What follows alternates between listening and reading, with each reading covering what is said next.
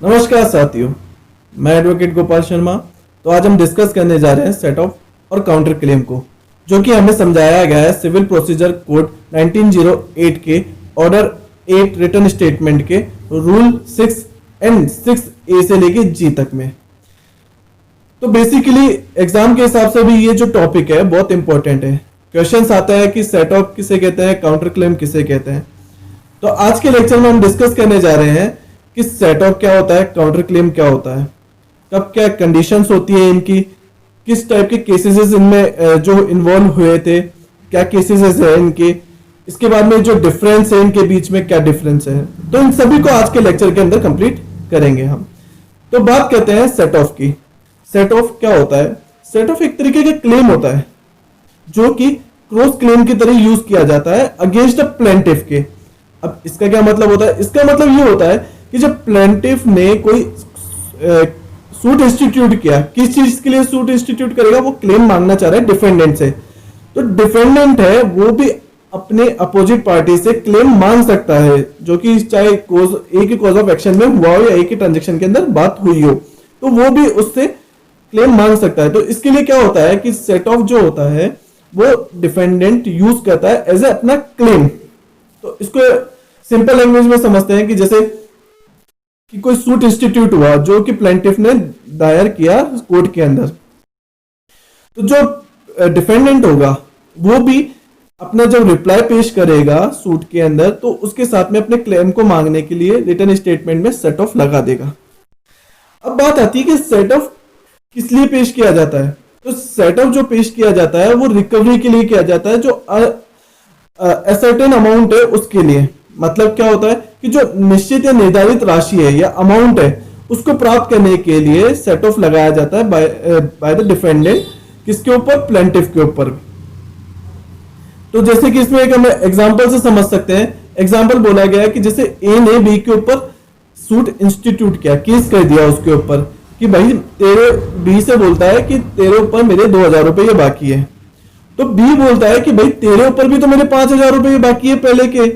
तो वहां पर बी क्या करेगा? जैसे ही सूट इंस्टीट्यूट होगा तो बी अपने return statement as a reply पेश कर रहा होगा, तो उसमें वो सेट ऑफ लगा देगा। किस लिए? कि मेरे को भी मेरा क्लेम मिलना चाहिए कोर्ट से। तो ये बात कहता है सेट ऑफ, जो जनरल बात कहता है। अब इसकी कंडीशंस की बात कर लेते हैं कि कंडीशंस क्या बात कहती है। इसकी पहली कंडीशन बात कहती है कि जब भी आप जो रिकवरी कर रहे हैं मनी की, मतलब कि जो पैसा है, जो निश्चित या निर्धारित पैसा है, उसकी रिकवरी कर रहे हैं, तो वो हमेशा लीगली रूप से होनी चाहिए। मतलब कि कानूनी तरीके से उस पैसों को प्राप्त किया जा सके, तभी आप सेट ऑफ लगाएंगे। अगर ऐसा कोई अमाउंट है जो आप कानूनी तरीके से प्राप्त नहीं कर सकते, मतलब कि जो ऐसा अमाउंट है जो कि आपने गलत कामों के लिए दे रखा था, अब आप उस अमाउंट का जो वापिस लेना चाहते हैं, रिकवर करना चाहते हैं, तो इस चीज के लिए कभी भी आप सेट ऑफ फाइल नहीं करेंगे, कोर्ट के अंदर नहीं कर सकते हैं। पहली बात। दूसरी बात आती है कि जो पैसा है, रिकवरी किया जा रहा है मनी का, वो पेक्यूनरी जुरिसडिक्शन के अंदर अंदर होनी चाहिए। मतलब जो कोर्ट का जुरिसडिक्शन होगा, पेक्यूनरी जुरिसडिक्शन, उसके अंदर होना चाहिए अमाउंट। अगर उससे ज्यादा एक्सीड कर रहा है अमाउंट, तो आप सेट ऑफ जो क्लेम नहीं कर सकेंगे कोर्ट में। तीसरी बात कि अगर मान लीजिए कि जो पार्टीज होगी वो सेट ऑफ में उसी तरीके से स्टैंड करेगी जैसा कि ओरिजिनल सूट के अंदर स्टैंड करती है, मतलब कि प्लेंटिफ और डिफेंडेंट जैसे स्टैंड करती है, उसी तरीके से सेट ऑफ में अलग सूट की तरह उसको ट्रायल किया जाएगा और उसमें वो उसी तरीके से स्टैंड करेगी।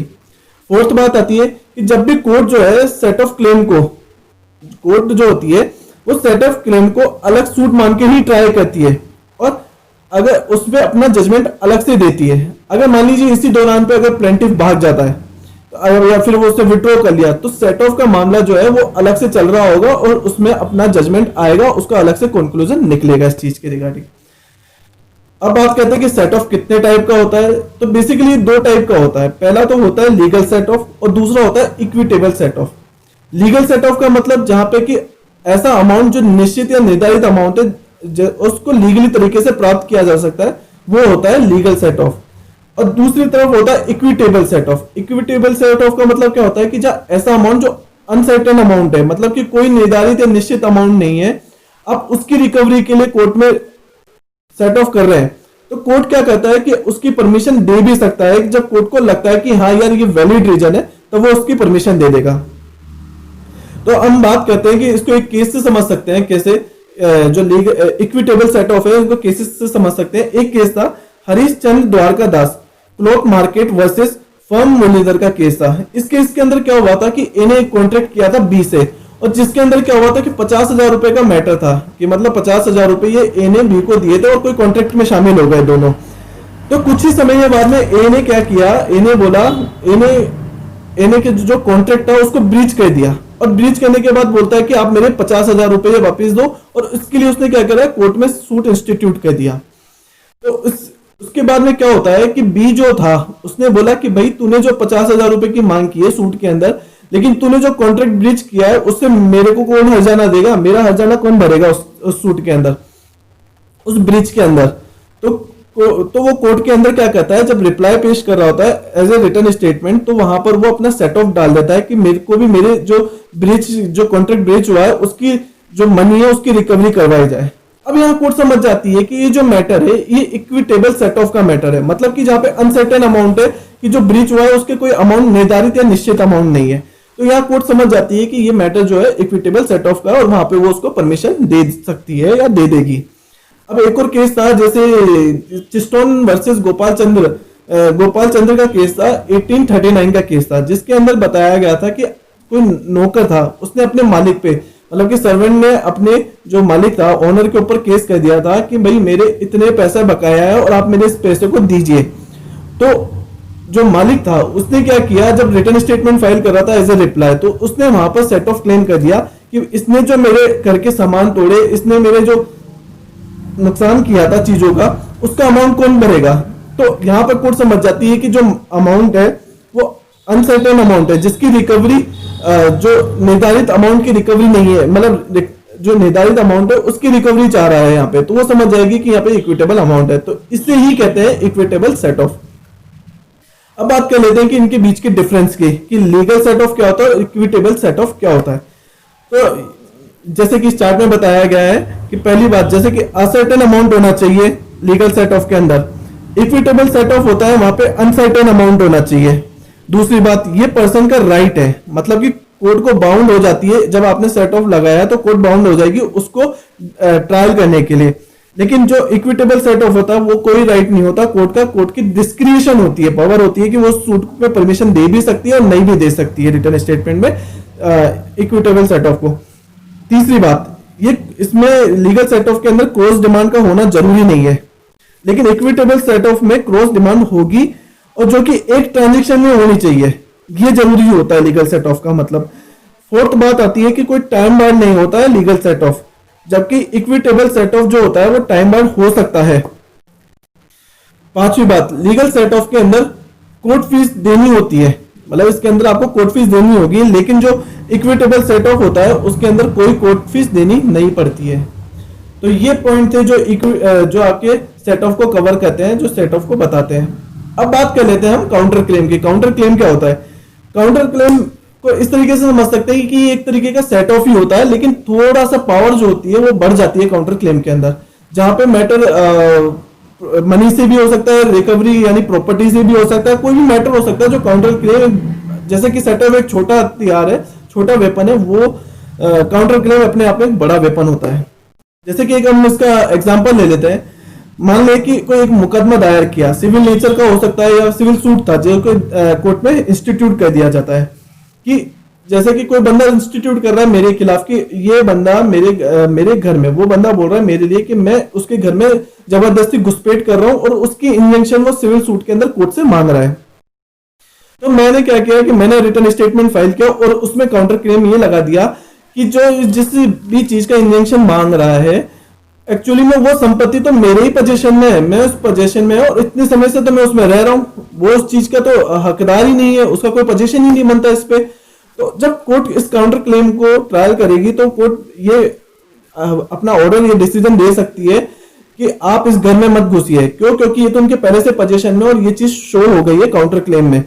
तो अब क्या होगा कि ये एक तरीके से हथियार बन गया, मतलब कि वेपन बन गया दूसरे पर्सन के लिए। अब पहले तो वो इंजेक्शन ले रहा था कि मेरे को सिर्फ बाहर निकालने के लिए, अब एक्चुअली ये हो गया कि वो खुद ही घर में नहीं आ सकता, जो जिस चीज की वो इंजेक्शन ले रहा था, जिस प्रॉपर्टी के लिए वो इंजेक्शन ले रहा था।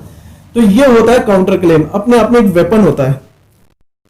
अब बेसिकली ये जो काउंटर क्लेम था ये कब आया था।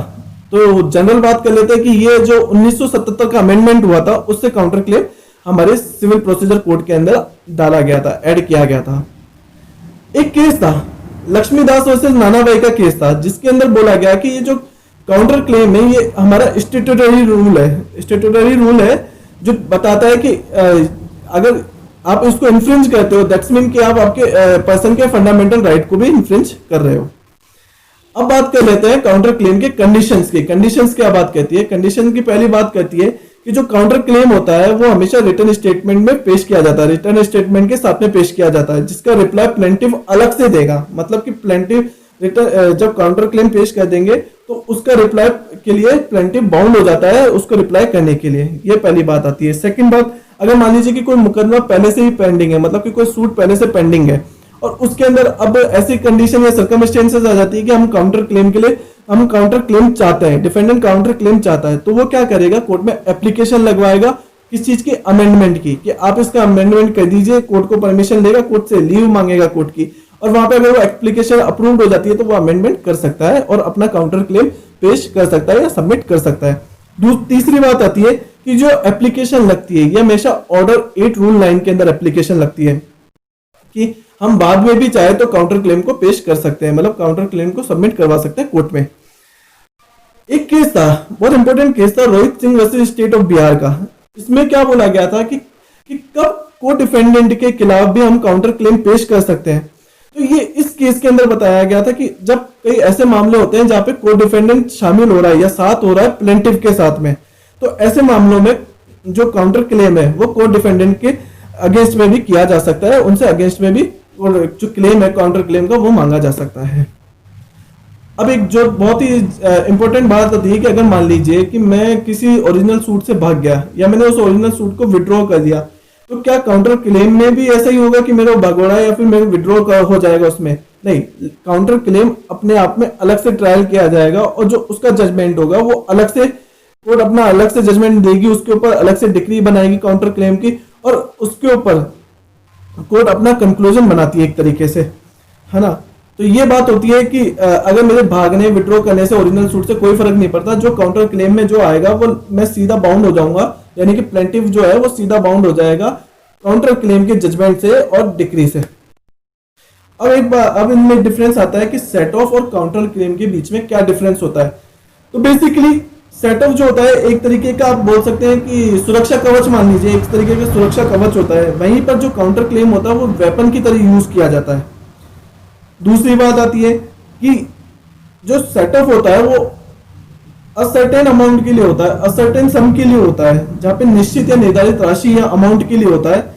जबकि काउंटर क्लेम होता है ना, वो एक ट्रांजेक्शन में हो भी सकता है या नहीं भी हो सकता है, कोई अदर ट्रांजेक्शन का है तब भी काउंटर क्लेम पेश किया जा सकता है रिटर्न स्टेटमेंट के अंदर।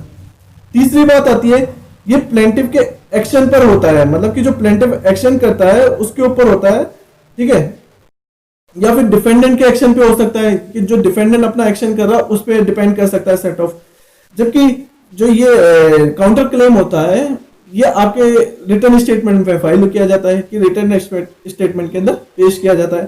सेट ऑफ भी आपके रिटर्न स्टेटमेंट में पेश किया जाता है, तो वही काउंटर क्लेम भी आपके रिटर्न स्टेटमेंट में फाइल किया जा सकता है। तो आई होप आप काउंटर क्लेम और सेट ऑफ के बारे में अच्छे से समझ पाए होंगे। इसी के साथ में धन्यवाद।